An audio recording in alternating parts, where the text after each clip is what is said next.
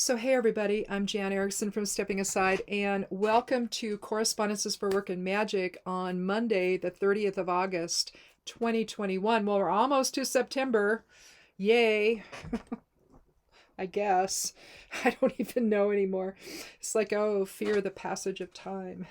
Anyway, um, and no, I'm not advocating fearing the passage of time, but anyway. It's Monday. I don't know. I got stung again multiple times on this hand here, which you can't tell because I've treated it. Well, you can see here, and then on the back, I probably four times. I don't know. It got real big, and I fixed it, and I used a bunch of different poultices and compresses and ice and some essential oil, lavender, and some calendula oil I had already had done. And I need to make more, so I've started a new batch, and so we'll be having some new calendula oil in about a month. Um, anyway, let's see. The moon governs, and typically on Mondays I like to do meditation and trance work and all of that. So again, we're going to do that today because favorability is very bad. But typically the moon's going to govern feminine magics, healing, intuition, cycles, reincarnation, astral travel, balance, and change.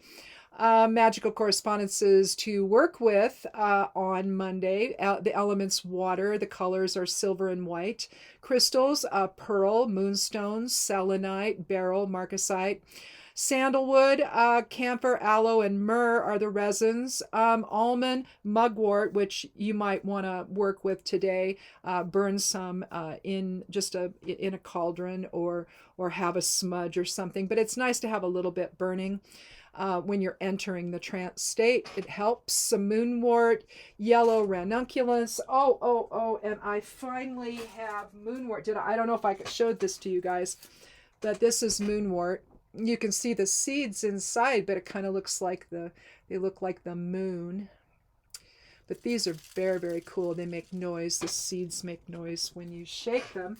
So anyhow, that's moonwort. I don't know if I ever showed that to you guys. I kept meaning to, but I never had it in here. Well, there, I have it in here now. So anyway, I can't remember if I showed you guys or not. Yellow ranunculus, palm, lily, willow, violet, poppy, fennel, iris. If your fennel is coming up and growing, and don't grow it next to food.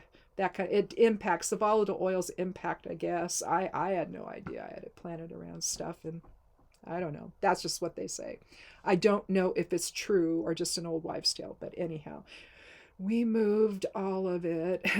So it's like, and now little bits keep coming up and we keep pulling it, but anyway. Let's see. So those are the kinds of things you can work with. The polarities are in relative balance with masculine or projective polarity slightly stronger, just 1 point stronger. Air is actually strongest today. It's shifted with Earth next. So intellect, reason, justice, interactions with others. One of the things I wanted to talk about, though, is the rune divination for today. It involves Dagaz, Ansu's, Odin's rune, and Manaz. And if you'll note, Dagaz is right up here in the center of Manaz, isn't it? Now, Manaz is, Dagaz, I'll start with that. That's the 22nd rune of the Elder Futhark. So right there, you're getting numerologically some 22 energies there. The master number 22 are the cosmic builders, so profound change. Manaz, though, is an extraordinary complex rune. We're going to talk about that here. Basically, what this is suggesting is something new and maybe even profound is beginning, involving both how we see ourselves within the collective, which could be society, community, neighborhood, family. I mean, it could be whatever you're involved in there, and how we express that truth. With Ansu's, that's spirit eloquence. So, are we going to be coming from the standpoint of ego, or are we going to come from the standpoint of spirit? But anyway, we stand on the precipice with the gauze of new perceptions and experiences. Ansu's, is Odin's rune, invokes spirit presence and eloquence in our interactions with others. Finally, Manaz incorporates Dagaz in the center, along with Kenaz, the light of spirit expressed outward in all directions, because that's what makes up Dagaz, basically, is Kenaz in all directions, along with Isa terminating the ends of it. Let's see. Vunyo is also there, the rune of fellowship and joy. Laguz, the flow of spirit, is also visible within Manaz, perhaps one of the most, and it makes it one of the most inclusive and complex runes in the Elder Futhark, I think. It defines our purpose both in the collective consciousness and in form, and it suggests the goal of harmony is the fundamental understanding we seek. All others are simply the other side of self. Know that and find peace. Instead of seeing everyone as the other and someone to butt heads with, understand that the person you're looking at is simply the other side of self and is showing you something about yourself that maybe, you've already experienced, or maybe you're looking at it and thinking, oh, you're just learning from that and you don't have to experience it. So there's that to think about. The moon's in Gemini. We're also in last quarter moon at 12:13 a.m. So an hour exactly from now that I'm doing this.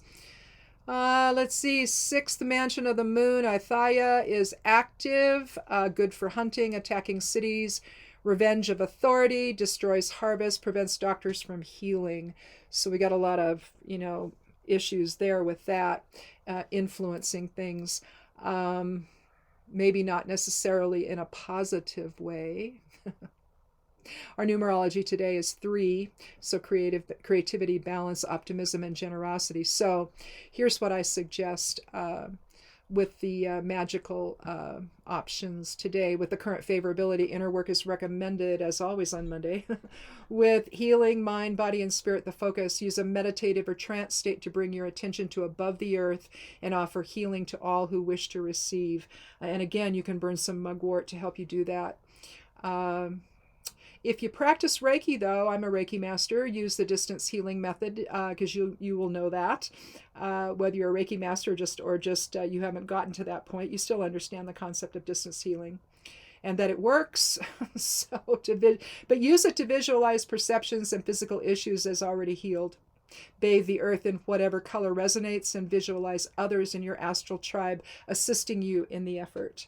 Join hands to raise consciousness to that of spirit. Encapsulate the earth in a spinning crystal Merkaba or Merkaba, however you want to say it, to align astral energies together. Again, we're being presented in this life right now with catalysts for ascending. And I don't mean the final ascension when the body dies and you move on. I'm talking about ascending our perceptions and our reality right now to that of spirit. Getting yourself into that mindset and understanding that you have far more control over your experiences than you're allowing. Instead, you're reacting when you should be creating. And that's basically the ascension that can take place now. So I highly recommend this. I in fact, make it a ritual of yours on Monday, irrespective of whatever else you might want to do magically, but get yourself aligned and invoke the higher consciousness to align everyone else as well into their own spirit presence. So anyhow, that's all I have to recommend today. Check this out either here on YouTube or check out the whole thing over on Patreon. There's another version of it over on Medium as well, but it references this whole part on Patreon. So check it out over there. If you're a member, if you're not, you can join for $1 a month. And thank you so much in advance if you do. I appreciate it.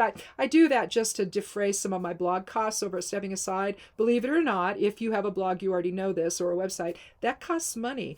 And so, whatever we can do to defray that, then that helps. So thank you so much in advance, and be good to yourself, be good to one another, and blessed be.